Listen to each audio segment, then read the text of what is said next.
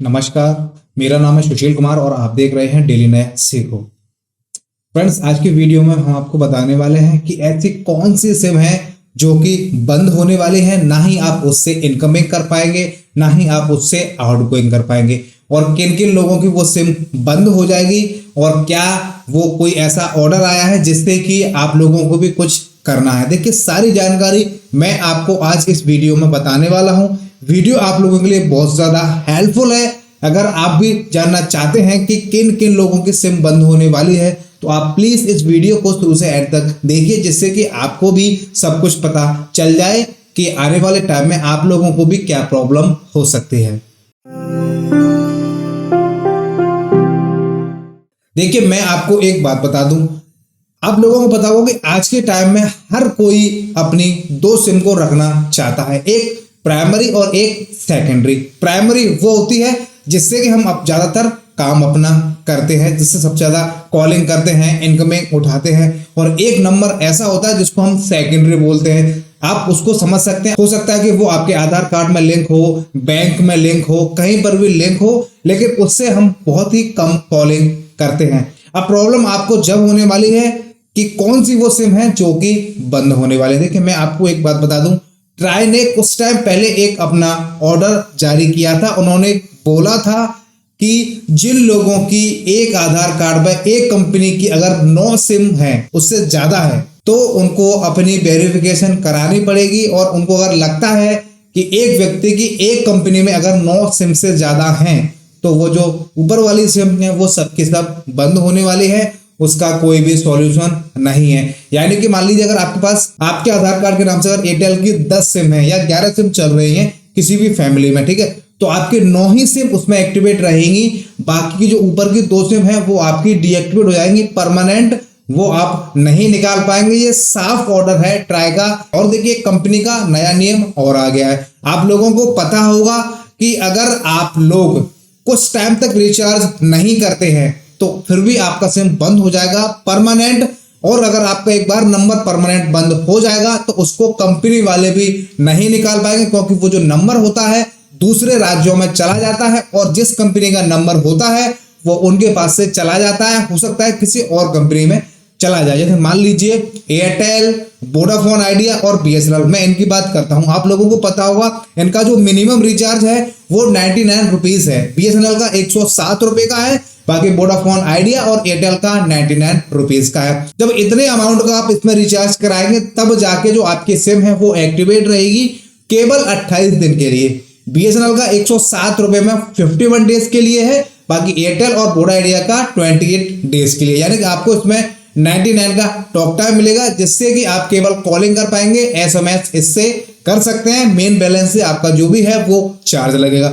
BSNL में 107 रुपए में आपको 300 मिनट मिलेंगे और आपको 3 जीबी डेटा मिलेगा। एसएमएस आप नहीं कर पाएंगे, उसके लिए आपको मेन बैलेंस डालना पड़ेगा। अगर आपका ये रिचार्ज अगर खत्म हो जाता है, ठीक है, तो उसके बाद आपकी कितने दिनों तक और सिम रहने वाली है। जैसे कि मान लीजिए वोडाफोन आइडिया और एयरटेल, इनका आप 50 से 60 दिन तक ही इसकी वैलिडिटी है, उसके बाद आपका नंबर परमानेंट बंद हो जाएगा। इतने दिनों तक अगर आपने उसमें रिचार्ज नहीं किया तो। वहीं अगर बीएसएनएल की बात करते हैं तो उसका 90 डेज है, 90 डेज से पहले आपकी सिम बंद नहीं होगी।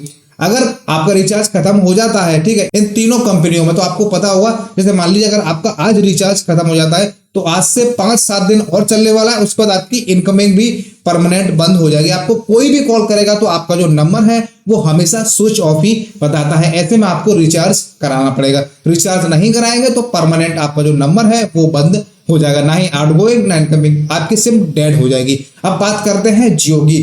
जियो ही एक ऐसी कंपनी है जो कि आप लोगों को ऐसे ऐसे ऑफर देती है जो और कंपनी नहीं दे पाएगी। जियो का आप 14 दिन का अनलिमिटेड रिचार्ज करा सकते हैं, 119 रुपए का है, यूपी बेस्ट। बाकी और जो स्टेट है उसमें आप अपने हिसाब से चेक कर सकते हैं कि कितने रुपए का उसका 14 डेज का पैक है, जिसमें आपको 1.5 GB नेट मिलता है और आपको अनलिमिटेड कॉलिंग मिलती है और 100 SMS पर डे के लिए मिलते हैं 14 डेज के लिए। अगर आपका ये रिचार्ज खत्म भी हो जाता है तो आपका जो नंबर है वो बंद नहीं होगा, आपकी इनकमिंग चलती रहेगी। एयरटेल, वोडाफोन आइडिया और बीएसएनएल में ऐसा नहीं है। आपका रिचार्ज खत्म होने के बाद ही 5 से 7 दिन बाद आपकी इनकमिंग भी बंद हो जाती है, लेकिन जियो में ऐसा नहीं है। अगर आप रिचार्ज नहीं कर पा रहे हैं तो आपका जो इनकमिंग है वो लगता रहेगा, आपका नंबर स्विच ऑफ नहीं बताएगा।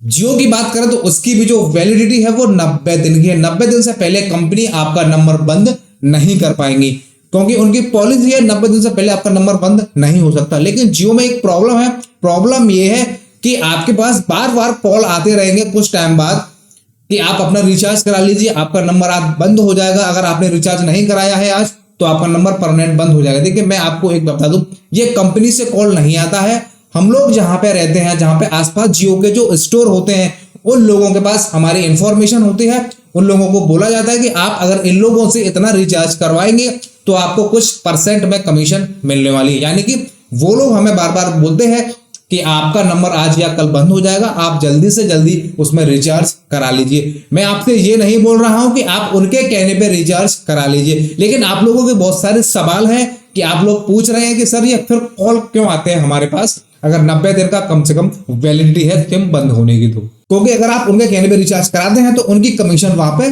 पक्की होने वाली है। यानी कि ये आपके ऊपर है, आपको उनके कहने पे रिचार्ज कराना है या नहीं कराना है। अगर आप सेकेंडरी सिम के तौर पर रखना चाहते हैं तो जियो इज बेस्ट है, क्योंकि आप एक बार रिचार्ज करा लीजिए, उसके अगर 90 दिन तक भी रिचार्ज नहीं कराएंगे तो आपका नंबर बंद नहीं होगा।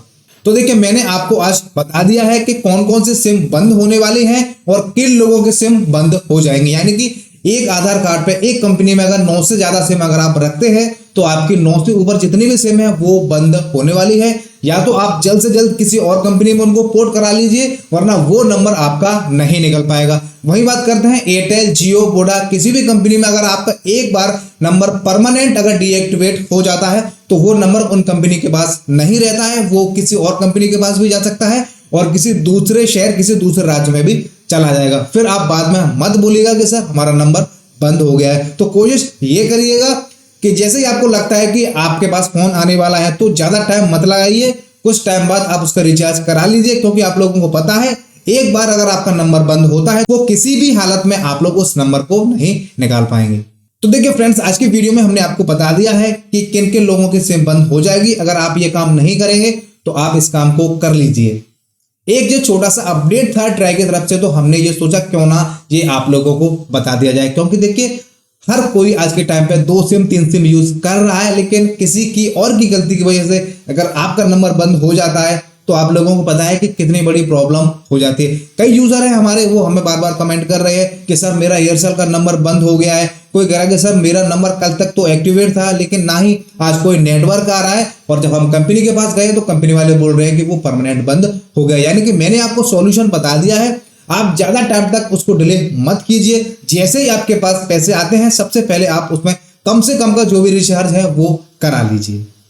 अगर आपका भी नंबर बंद हो गया है या आपको किसी भी तरीके की सिम से रिलेटेड कोई भी प्रॉब्लम हो तो आप हमें हर बार की तरह कमेंट कर सकते हैं। हमसे जो भी आपकी हेल्प होगी हम हमेशा आपकी हेल्प करने की कोशिश करेंगे।